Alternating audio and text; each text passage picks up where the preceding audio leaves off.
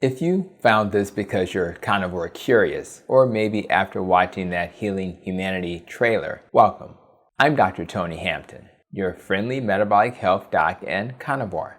Today I'm handing you a simple, doctor-designed 7-day protocol to start carnivore smoothly and dodge the dreaded keto flu. Before we dive in, tell me in the comments where you're watching from and if you're excited about the Healing Humanity documentary. And if you haven't seen that trailer, I'll have a link in the video comments. Here's the promise. 7 days, clear steps, real world food, and root cause fixes to keep you steady. No fads, no fear, just a calm transition. What people call keto flu isn't a virus, it's physiology. Lower carbs equals lower insulin. Lower insulin tells your kidneys to dump sodium and water. You pee out electrolytes, glycogen shrinks, pulling water with it, and your overall volume drops. That makes headaches, fatigue, brain fog, dizziness, palpitations, cramps, and constipation far more likely. You're not failing, you're just under-mineralized for the switch you're asking your body to make. So we replace what's lost, support sleep, and give yourselves enough fat to run the new fuel. A quick safety note, if you're on blood pressure meds, diuretics, insulin, or sulfonylureas like lite-salt, talk to your clinician. Doses often need adjustments as carbs come down.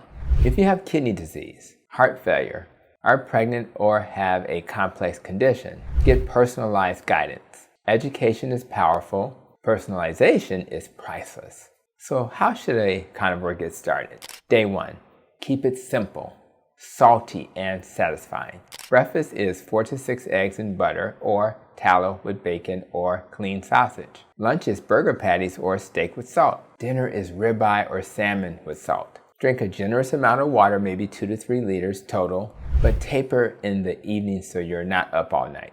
Add a half a teaspoon of salt to water in the morning and again mid-afternoon if you're feeling sluggish. Cook with tallow, ghee, or butter.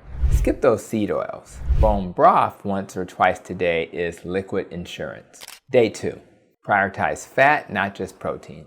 Most beginners go too lean and feel awful. Choose ribeye, chuck roast, short ribs, 80-20 ground beef, salmon, sardines. And if you do dairy, stick to butter and small amounts of aged cheese. Repeat the SALT plan. If legs are cramped or sleep was restless, add magnesium glycinate 300 to 400 milligrams this morning.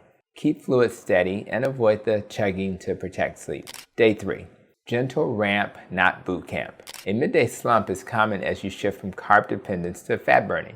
Eat to satisfaction at meals. Skip snacks unless you're truly hungry. A salted bone broth is fine. Activity today is conversation-paced walking or mobility. Save the hero workouts for next week. If you're lightheaded standing up, it's usually sodium or volume.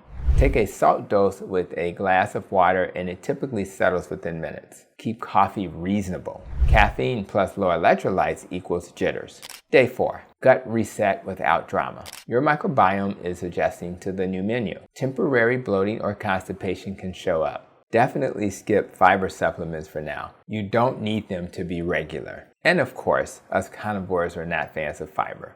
Do these instead. Hit sodium, hydrate, keep fat generous, sip a warm broth after dinner. If needed, a teaspoon of magnesium citrate at night can help bowels move. And if you're craving something sweet, that's dopamine memory, not true hunger. Eat a satisfying carnivore meal. Then take a 10-minute stroll. Movement is medicine for cravings. Day 5, protect your rhythm. Eat your last meal 3 to 4 hours before bed. Dim the lights, keep your room cool, put screens down in the last hour. Poor sleep magnifies keto flu by driving stress hormones and burning through electrolytes. If cramps linger and you're not on meds that raise potassium, a light sprinkle of lite-salt, sodium plus potassium, in evening broth can help. Otherwise, rely on food. Animal foods carry meaningful potassium. Keep sodium roughly 4 to 6 grams a day via salting to taste, broth, and 1 or 2 small salt in water pinches. Here's a quick halftime request. If this is helping, tap like so it reaches more people trying to heal. And of course, hit subscribe or just leave a heart in the comments. Around here, we don't just lose weight, we gain freedom. Day 6, confidence and cleanup. Remove those sneaky saboteurs. Check labels on cured meat. Ditch added sugars and fillers. And of course, seed oils. And if you've leaned hard on dairy or processed meats, scale them back. Keep the core. Ruminant meat, eggs, seafood, animal fats. Late afternoon slump, you're usually under-salting or under-eating. Fix basics first. Batch cook today. Braise a chuck roast. Roast chicken thighs if tolerated. Or sear a tray of burger patties. Hunger isn't the enemy. Unpreparedness is. Day 7. Check in and plan week 2. How's your morning energy? Headaches, cravings, bowel patterns, sleep. Many of you already feel steadier. If symptoms linger, 90% of the time is one of these. Not enough sodium. Not enough total calories, especially fat. Too much caffeine. Or fasting too aggressively before you're fat adapted. For next week, keep doing what works and add gentle resistance training. Counter push-ups, body weight squats, bands. Muscle is your metabolic glucose sink and your longevity organ. Here's your calm blueprint beyond day 7. Salt early, salt midday, bone broth in the evening. Eat 2 to 3 proper meals from fatty ruminant meats, eggs, and seafood. Cook with beef tallow, ghee, or butter. Avoid seed oils. Drink to thirst, usually 2 to 3 liters, but taper at night to protect sleep. Magnesium in the evening if needed. Light daily movement. Heavier workouts next week. Guard sleep like a prescription because it is. That's your nest. Nutrition, exercise, stress and sleep. Avoiding stress, getting enough sleep, and making sure your thoughts protect you. Supporting the root causes that actually heal people. You may be asking, how much do I eat? Start with generous portions until you feel fairly comfortably full. No calorie math. Appetite usually self-corrects as you adapt. If fat loss is the goal, let satiety lead for 2 weeks. Then consider gentle time-restricted eating once energy is stable. Maybe 2 meals in an 8-hour window. If evenings are your danger zone, make dinner your most satisfying fatty meal and close that kitchen down. My favorite reminder, if it's in your house, it's in your mouth. So stock your home like someone who intends to feel amazing. Electrolyte numbers. Think ranges, not perfection. Most beginners do well around 4 to 6 grams of sodium daily from salting food, broth, and a small salt and water mix. Magnesium glycinate 300 to 400 milligrams in the evening supports sleep, muscles, and calm. Potassium supplements are usually unnecessary if you're eating real animal foods. If you use lite-salt, keep amounts modest and avoid if you're on meds that raise potassium. This is not about chasing pills. It's about cooperating with how your body adapts from sugar burning to fat burning. Cravings will bargain, just 1 bite. When that voice shows up, drink salted broth, walk 10 minutes, and breathe slow for 60 seconds. Then reassess. Most cravings are short waves. Surf the wave. Don't build a house on it. High stress dumps magnesium, spikes cortisol, and drives hunger. Use a quick Eisenhower matrix. Do, delegate, delay, delete. And put yourself back on the list. We can't out-supplement chaos, but we can structure it. Coffee?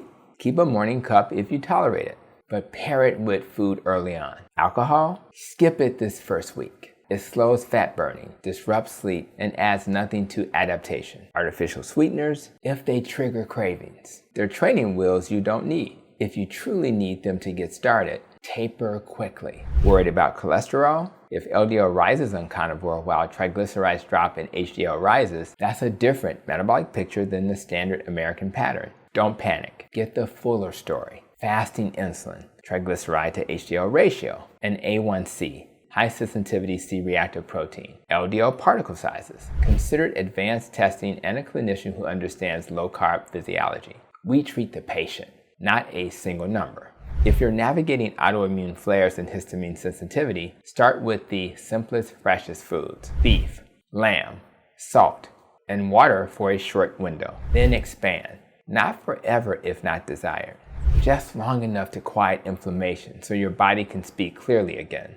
Always personalize with your care team. If you felt rough this week and thought, Doc, maybe this isn't for me, remember, every transformation has an awkward middle. You're not breaking, you're rebuilding. The brief discomfort of adaptation is tuition for life on the other side. Steadier energy, fewer cravings, clearer thinking, better blood sugars, and much calmer joints. I see this in clinic again and again. Real food doesn't need a marketing department. Your cells are the testimonials. You're 7 days in. That's not the finish line. It's proof you can start. Rewatch this and write your week 2 plan. Keep the salt, the broths, the fatty cuts, the walks, and the consistent sleep. Add a touch of strength training.